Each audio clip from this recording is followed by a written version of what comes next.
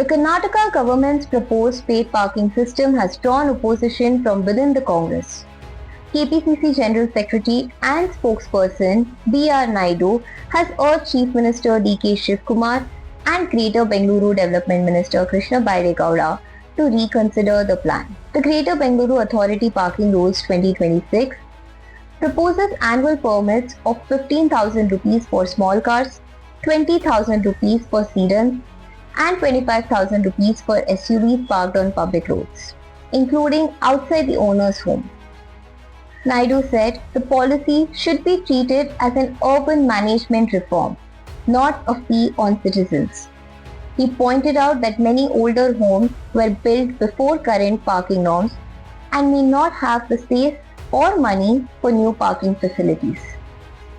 He suggested lower or concessional permits for a household's first vehicle with higher charges for additional vehicles.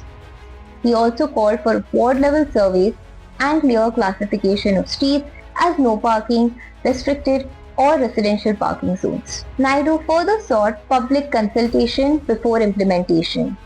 He proposed involving ward committees, RWAs, traffic police, fire services and civic engineers along with concessions for people with special needs. He also called for a pilot rollout and publication of the results.